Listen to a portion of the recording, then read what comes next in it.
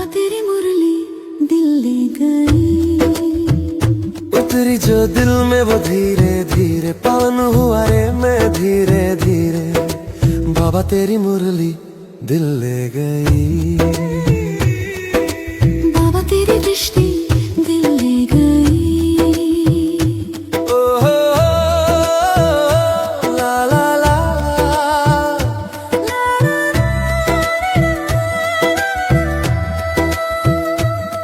बाबा तुझसे मिलकर ये जाना है,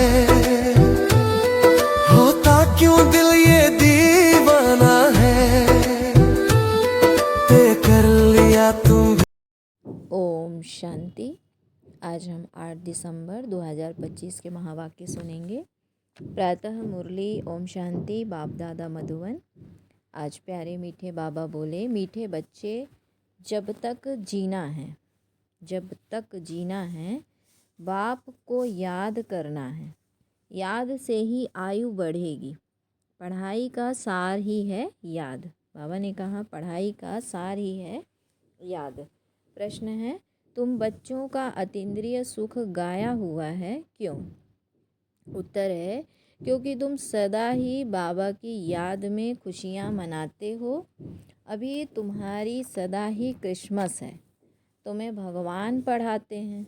इससे बड़ी खुशी और क्या होगी? यह रोज़ की खुशी है, इसीलिए तुम्हारा ही अतीन्द्रिय सुख गाया हुआ है। बाबा कहते तुम्हें भगवान पढ़ाते हैं, इससे बड़ी खुशी और क्या होगी? यह रोज़ की खुशी है, इसीलिए तुम्हारा ही अतीन्द्रिय सुख गाया हुआ है। गीत है, नयनहीन को राह दिखाओ प्रभु। ओम शांति ओम शांति। ज्ञान का तीसरा नेत्र देने वाला रूहानी बाप रूहानी बच्चों को समझाते हैं। ज्ञान का तीसरा नेत्र देने वाला रूहानी बाप रूहानी बच्चों को समझाते हैं। ज्ञान का तीसरा नेत्र सिवाय बाप के कोई दे नहीं सकता। तो अभी बच्चों को ज्ञान का नेत्र मिला है। अभी बाप ने समझाया है कि भक्ति मार्ग है ही अंधियारा मार्ग। जैसे रात में सोझरा नहीं होता है तो मनुष्य धक्के खाते हैं। गाया भी जाता है ब्रह्मा की रात, ब्रह्मा का दिन। सतयुग में यह नहीं कहेंगे कि हमको राह बताओ, क्योंकि अभी तुमको राह मिल रही है। बाप आकर के मुक्ति धाम और जीवन मुक्ति धाम की राह बता रहे हैं और अभी तुम पुरुषार्थ कर रहे हो। अभी जानते हो कि बाकी थोड़ा समय है, दुनिया तो बदलने वाली है। यह तो गीत भी बने हुए हैं कि दुनिया बदलने वाली है, परंतु बाबा ने कहा कि मनुष्य बेचारे जानते नहीं हैं कि दुनिया कब बदलनी है, कैसे बदलनी है, कौन बदलाते हैं, क्योंकि तीसरा नेत्र तो ज्ञान का है नहीं। और अभी तुम बच्चों को यह तीसरा नेत्र मिला है, जिससे तुम इस सृष्टि के चक्र के आदि मध्य अंत को जान गए हो। और यही तुम्हारी बुद्धि में ज्ञान की शैक्रिन है, यही तुम्हारी बुद्धि में ज्ञान की शैक्रिन है। जैसे थोड़ी सी शैक्रिन बहुत मीठी होती है, वैसे यह ज्ञान के 2 अक्षर मन मना भव और मध्याजी भव, यही सबसे मीठी चीज़ है। बस बाप को याद करो। बाप आते हैं और आकर के रास्ता बताते हैं। कहाँ का रास्ता बताते हैं? बाबा ने कहा कि कहाँ का रास्ता बताते हैं? शांति धाम और सुख धाम का। तो बच्चों को खुशी होती है। दुनिया नहीं जानती कि खुशियाँ कब मनाई जाती हैं। खुशियाँ तो बाबा ने कहा खुशियाँ तो नई दुनिया में मनाई जाएगी ना। यह तो बिल्कुल कॉमन बात है कि पुरानी दुनिया में खुशियाँ कहाँ से आई। पुरानी दुनिया में मनुष्य त्राही त्राही कर रहे हैं, क्योंकि तमो प्रधान है। तमो प्रधान दुनिया में खुशियाँ कहाँ से आई? सतयुग का ज्ञान तो कोई में है नहीं, इसीलिए बेचारे यहाँ खुशियाँ मनाते रहते हैं। देखो क्रिसमस की खुशियाँ भी कितनी मनाते हैं। बाबा तो कहते हैं कि अगर खुशियों की बात पूछनी हो तो गोप गोपियों से अर्थात मेरे बच्चों से पूछो, क्योंकि बाप बहुत सहज रास्ता बता रहे हैं। गृहस्थ व्यवहार में रहते हुए, अपने धंधे धोरी का कर्तव्य करते हुए कमल फूल समान रहो और मुझे याद करो। जैसे बाबा ने कहा आशिक मासूक होते हैं ना, वह भी धंधा धोरी करते एक दो को याद करते रहते हैं। उनको साक्षात्कार भी होते हैं, जैसे लैला मजनू, हीरा रांझा। वो विकार के लिए एक दो के आशिक नहीं होते हैं। उनका प्यार गाया हुआ है, उसमें एक दो के आशिक होते हैं। लेकिन यहाँ वह बात नहीं है। यहाँ तो तुम जन्म जन्मांतर उस मासूक के आशिक ही रहे हो। वह मासूक तुम्हारा आशिक नहीं है। तुम उनको बुलाते हो यहाँ आने के लिए। हे भगवान, नयनहीन को आकर के राह बताओ। तुमने आधा कल्प बुलाया है। जब दुख ज़्यादा होता है तो जास्ती बुलाते हैं। जास्ती दुख में जास्ती सिमरण करने वाले भी होते हैं। देखो अभी कितने याद करने वाले ढेर के ढेर हैं। गाया हुआ है ना, दुख में सिमरण सब करें। तो जितना देरी होती जाती है उतना तमो प्रधान ज़्यादा होते जाते हैं। तो बाबा ने कहा तुम चढ़ रहे हो, वह और ही उतर रहे हैं। क्योंकि जब तक विनाश हो तब तक तमो प्रधानता वृद्धि को पाती रहती है। दिन प्रतिदिन माया भी तमो प्रधान वृद्धि को पाती जाती है। इस समय बाप भी सर्वशक्तिवान है तो माया भी फिर सर्वशक्तिवान इस समय में है, वह भी जबरदस्त है। हाँ, बाबा कहते हैं कि माया फिर भी सर्वशक्तिवान इस समय में है तो वह भी जबरदस्त है। तुम बच्चे इस समय ब्रह्मा मुख वंशावली ब्राह्मण कुल भूषण हो। तुम्हारा है सर्वोत्तम कुल, इसको कहा जाता है उच्चते उच्च कुल। इस समय तुम्हारा यह जीवन अमूल्य है, इसीलिए इस जीवन की अर्थात शरीर की संभाल भी करनी चाहिए। क्योंकि 5 विकारों के कारण शरीर की भी आयु तो कमती होती जाती है ना। तो बाबा कहते हैं कि इस समय 5 विकारों को छोड़कर योग में रहो तो आयु बढ़ती रहेगी। आयु बढ़ते बढ़ते भविष्य में तुम्हारी आयु 150 वर्ष की हो जाएगी।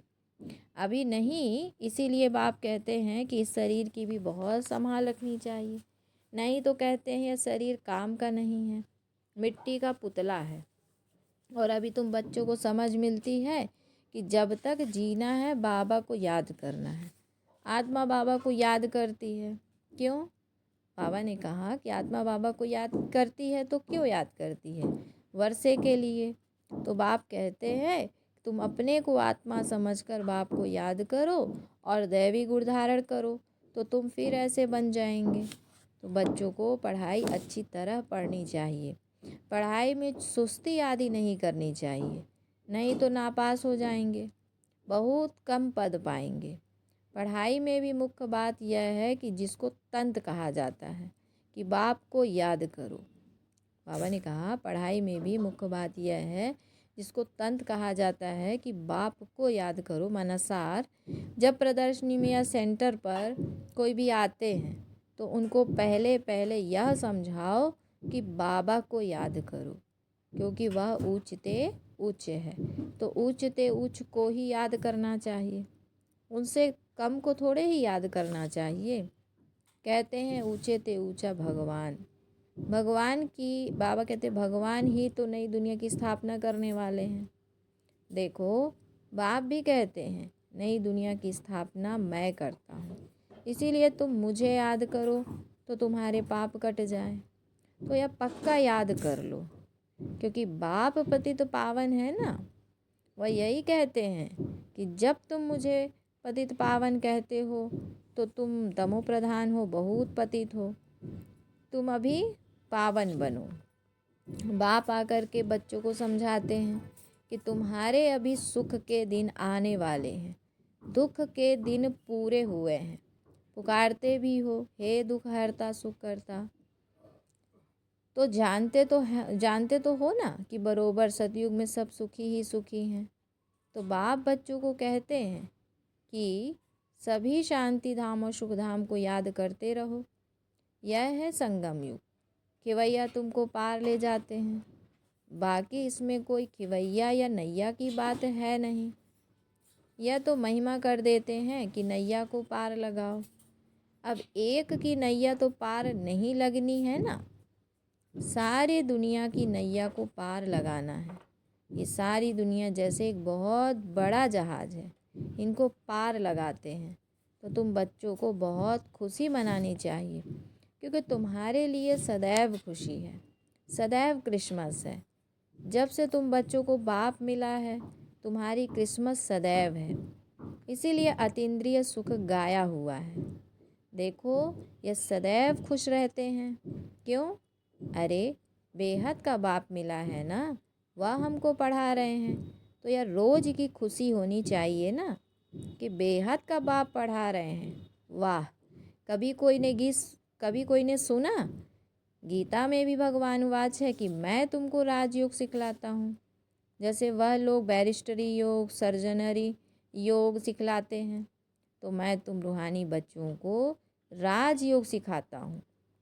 तुम यहाँ आते हो तो बरोबर राजयोग सीखने आते हो ना, तो मूंझने की तो दरकार ही नहीं है।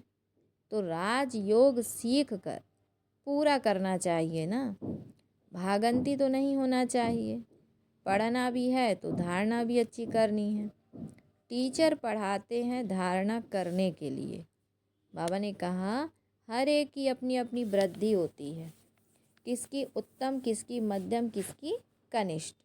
तो अपने से पूछना चाहिए कि मैं उत्तम हूँ, मध्यम हूँ या फिर कनिष्ठ हूँ।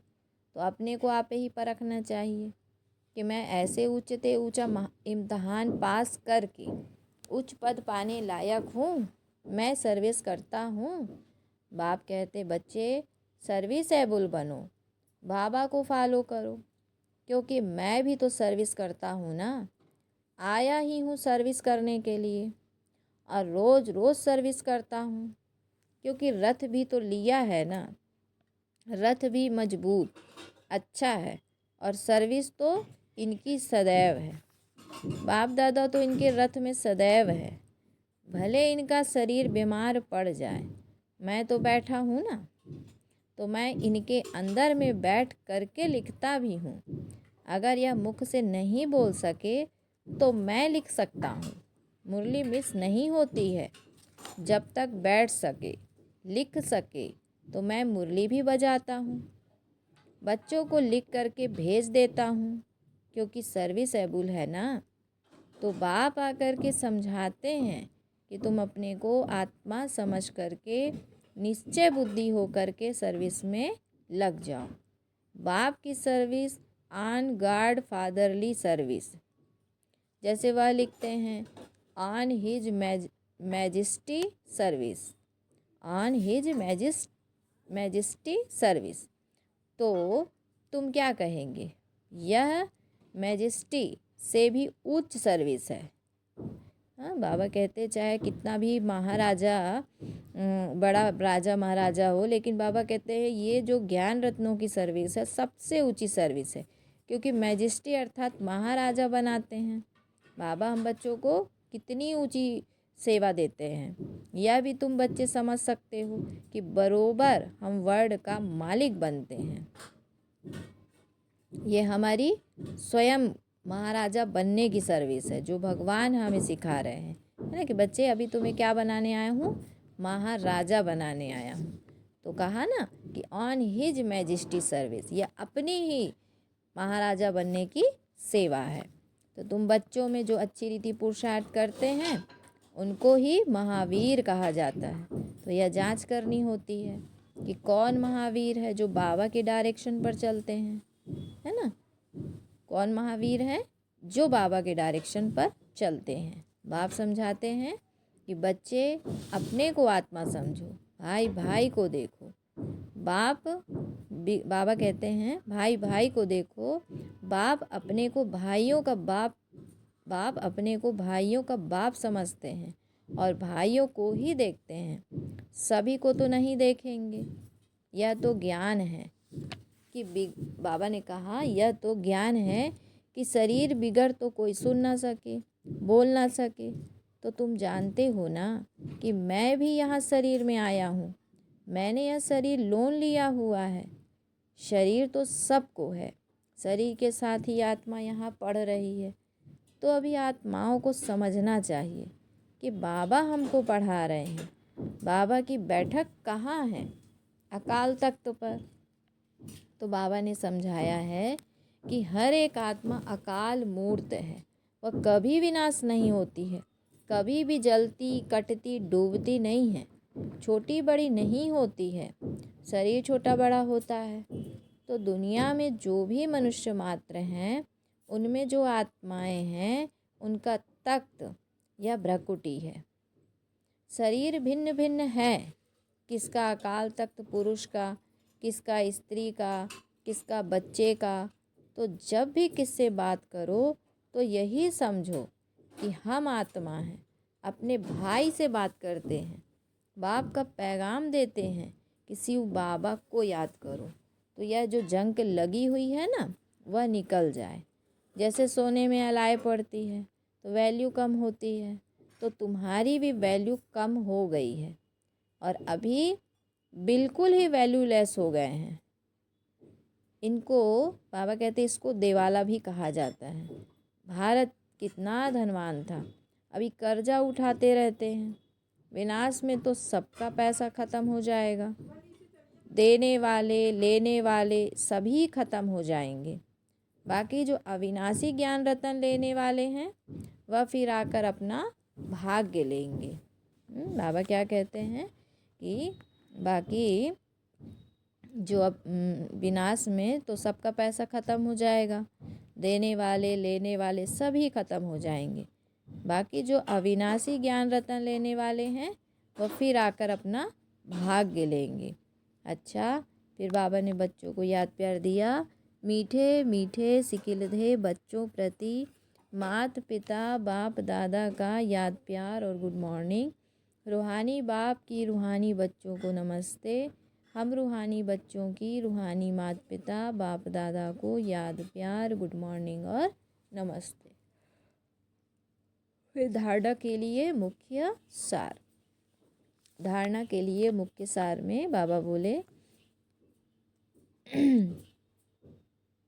बाप को फॉलो कर, बाबा के समान सर्विस एबल बनना है।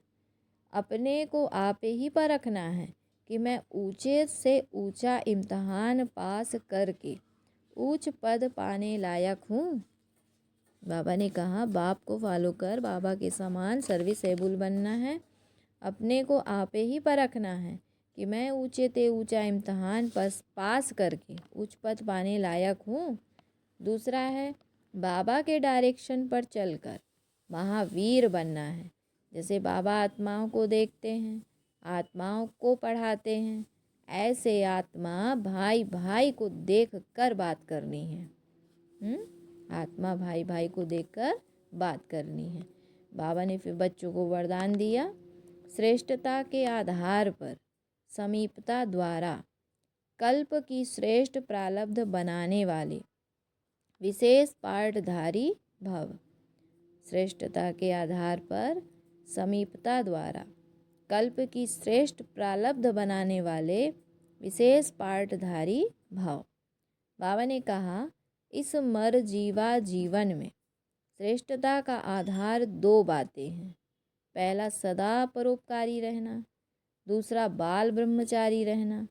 जो बच्चे इन दोनों बातों में आदि से अंत तक अखंड रहे हैं, किसी भी प्रकार की पवित्रता अर्थात स्वच्छता बार बार खंडित नहीं हुई है, तथा विश्व के प्रति और ब्राह्मण परिवार के प्रति जो सदा उपकारी हैं, ऐसे विशेष पाठधारी बाप दादा के सदा समीप रहते हैं और उनकी प्रारब्ध सारे कल्प के लिए श्रेष्ठ बन जाती है। फिर बाबा ने आज का स्लोगन में कहा कि संकल्प व्यर्थ हैं तो दूसरे सब खजाने भी व्यर्थ हो जाते हैं। बाबा ने कहा संकल्प व्यर्थ है तो दूसरे सब खजाने भी व्यर्थ हो जाते हैं। व्यक्ति सारे की पॉइंट है। बाबा बोले कर्मातीत स्थिति का अनुभव करने के लिए ज्ञान सुनने सुनाने के साथ अब ब्रह्मा बाप समान न्यारे अशरीरी बनने के अभ्यास पर विशेष अटेंशन दो। जैसे ब्रह्मा बाप ने साकार जीवन में कर्मातीत होने के पहले न्यारे और प्यारे रहने के अभ्यास का प्रत्यक्ष अनुभव कराया, सेवा को व कोई कर्म को छोड़ा नहीं, लेकिन न्यारे हो लास्ट दिन भी बच्चों की सेवा समाप्त की। ऐसे फॉलो फादर करो। बाबा कहते सेवा को व कर्म को छोड़ा नहीं ब्रह्म बाप ने, लेकिन न्यारे हो लास्ट दिन भी बच्चों की सेवा समाप्त की। ऐसे फॉलो फादर करो। क्या? ओम शांति, ओम शांति। बाबा तेरी मुरली दिल ले गई, उतरी जो दिल में वो धीरे धीरे पावन हुआ रे मैं धीरे धीरे। बाबा तेरी मुरली दिल ले गई, बाबा तेरी दृष्टि दिल ले गई। ओ हो ला ला ला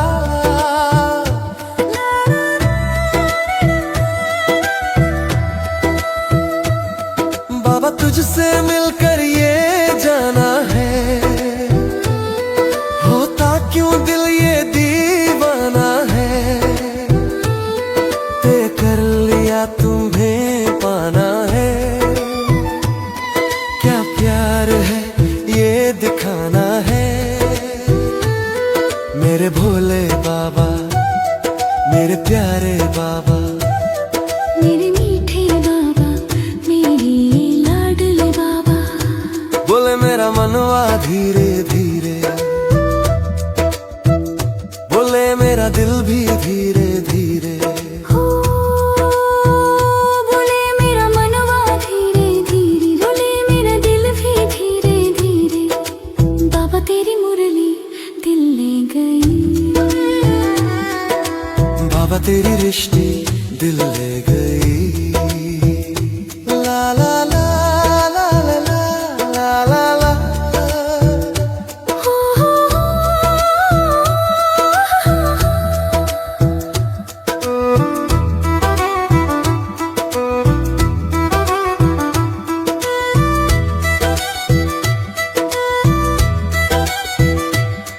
तेरा मेरा नाती नाता है,